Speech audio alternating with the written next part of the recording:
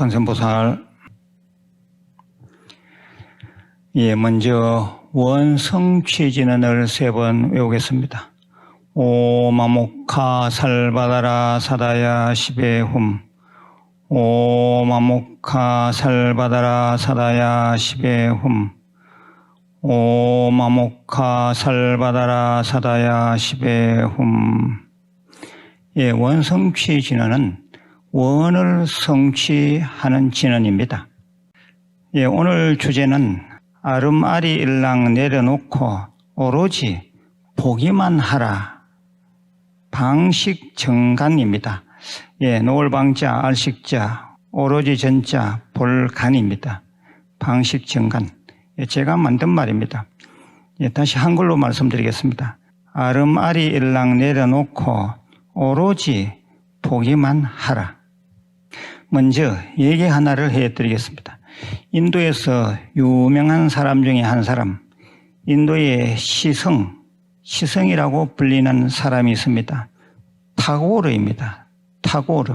많이 들어보셨죠? 이 타고르는 동양인 중에서는 최초로 노벨 문학상을 탄 사람입니다. 그의 헌시 기탄잘리로서 1913년 노벨 문학상을 탔는데 그 시를 쓸 때는 살기가 아주 어려웠다고 합니다. 부친이 죽자 곧바로 자기 부인도 얼마 안 있다가 죽었답니다. 또 심지어 무슨 일로 아이들도 곧이어 다 죽고 말았습니다. 참으로 어려웠던 시절에 이 작품이 나왔답니다.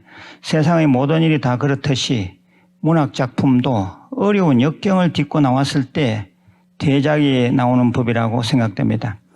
기탄잘리 103편의 연작시, 아주 긴 시입니다. 연작시 가운데 18번째 시를 제가 잠시 소개하겠습니다.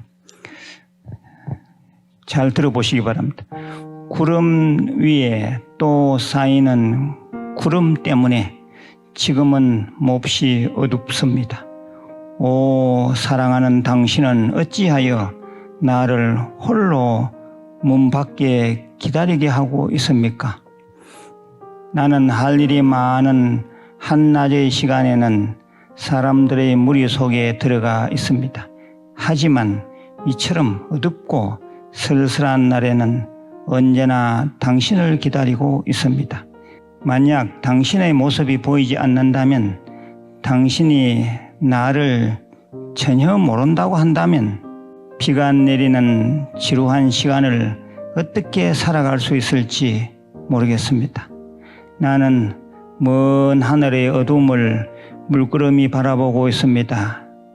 내 마음은 좀처럼 찾을 길 없는 바람과 더불어 울부짖으면서 방황하고 있습니다. 18번째 시입니다. 이 시가 만해 한용운 스님의 시세계에도 영향을 끼쳤다고 합니다. 그런 비슷한 시가 있지요. 타고르가 1929년 일본에 잠시 왔을 때입니다. 당시 우리나라는 일제강점기 하에 있었는데, 그때 우리나라 사람이 일본에 가서 우리 한반도에 대해서 글을 한 편 부탁하였습니다. 그게 바로 동아일보에 실린 동방의 등불이라고 하는 시입니다. 일찍이 아시아의 황금 시기에 빛나던 등불의 하나 코리아. 그 등불 다시 켜지는 날에 너는 동방의 빛이 될지니. 이 시에 대해서는 들어 말도 많지만 타고르가 쓴 것만은 분명합니다. 타고르가 성견지명이 있었던지 지금 우리나라는 그런 대로 잘 살고 있습니다. IT 강국이면서 인권, 보건 문제에 있어서도 그런 대로 선방하고 있는 게 사실입니다. 경제 또한 수십 년간 괄목할 만한 발전을 해왔습니다. 민주화도 많이 진행되었습니다.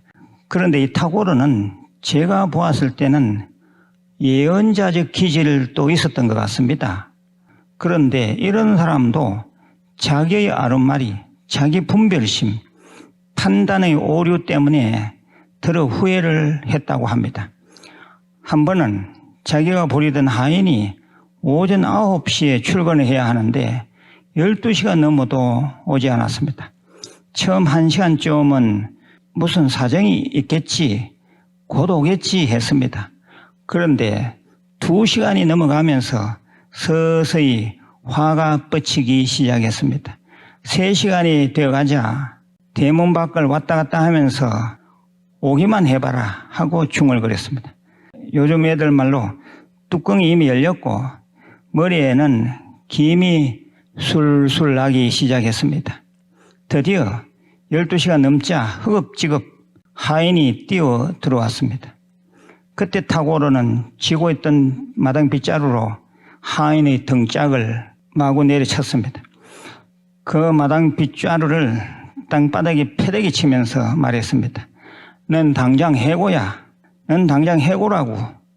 예, 이건 분명 해고감입니다. 인도는 또 하청계급의 사람들이 많기 때문에 또 다른 하인을 구하는 것이 어려운 일이 아니었기 때문에 해고 또한 아주 쉬워서 말 한마디로 끝나는 것입니다. 그런데 바로 그때 그 하인은 던져진 빗자루를 주우면서 눈물을 훔쳤습니다. 그리고 낮은 목소리로 말했습니다. 주인날이 죄송합니다. 어제 저녁에 애지중지하던 제 딸아이가 죽었습니다. 그래서 오늘 아침에 제 딸을 양지 바른 곳에 묻고 오느라 좀 늦었습니다. 거듭 죄송합니다. 이때 이 탁오르는 마음속으로 큰 충격을 받았습니다. 그리고 가슴 저미도록 후회했습니다. 탁오르는 빗자루 들고 하인을 기다릴 때는 이놈의 자식이 나를 무시하는구나. 내가 좋게 대해주니까 이 모양으로 사는 게지 했을 겁니다. 아니면 이 요령꾼이 어디 돌아다니고 안 오는 게냐, 생긴 대로 논다더니 하면서 온갖 추측을 했을 겁니다. 이것은 순전히 인간들이 보편적으로 가지고 있는 아름마리, 즉 자기 분별심들입니다. 탁오르는 이런 자기 아름마리를 내다가 금방 후회하는 실수를 한 것입니다. 예, 우리는 어떤 상황을 보면 좀 느긋한 마음으로 지그시 바라보는 그런 지혜가 필요합니다. 아까 탁오르의 경우라면 늦게 올 수밖에 없는 이유가 있지 않겠나 하고 한 템포 늦추어서 생각하는 여유가 있어야 합니다. 그리고 하인이 돌아왔을 때는 먼저 사정의 얘기를 들어보는 여유도 있어야 합니다. 오늘 주제 말씀이 아름마리 일랑 내려놓고 오로지 보기만 해라 그랬죠. 예, 이 아름마리란 분별심, 주관적 잣대로 상황이나 사물을 마구 재단해버리는, 즉 자기 지식의 한계를 나타내는 말입니다. 그런데 마음 공부에 있어서 이 아름마리는 절대 건물입니다. 방식 정간, 마음 공부는 오로지 보기만 해야 합니다. 자기 생각을 개입시키면 그로서 끝입니다. 기도할 때는 오로지 관세음보살님만 관하고 참선할 때는 오로지 화두만 간해야 합니다. 아름마리는 진실의 문을 여는데 큰 장애물입니다. 법문을 들을 때도 그러합니다. 자기의 묵은 생각으로 고착화된 아름마리를 내려놓아야 합니다. 또한 자연을 대할 때도 오로지 보기만 해야 합니다. 심지어 사람을 상대할 때조차 그러합니다. 오직 볼 뿐이라야 합니다. 신수심법의 관법, 즉 몸을 관하고 감정을 관하고 일어나는 마음을 관하고 고정관념, 상대를 관할 때는 오직 관할 뿐 일절 자기 생각을 개입시키면 안 됩니다. 신수심법에 대해서는 후일에 또 말씀을 드리겠습니다. 자기 생각을 일절 개입시키지 말고 보라. 아주 중요한 말입니다. 오직 순수하게 보는 당체만이 중요합니다. 또 예를 들어 화가 일어났을 때 그 화에 묻히지 말고 그 화를 보라. 그 보는 놈이 참나이고 주인공입니다. 우리는 참나, 주인공의 활동 영역을 넓혀 주어야 합니다. 그럴 때 우리는 흔들리지 않고 오래오래 행복합니다. 예, 제가 늘 던지는 화두입니다. 관음자 시계 신마, 관세음 보살을 보라. 보는 이것이 도대체 무엇인고? 관세음 보살을 보라. 보는 이것이 도대체 무엇인고? 예, 깊이 사유해 보시길 바랍니다. 내일 다시 뵙겠습니다. 관세음 보살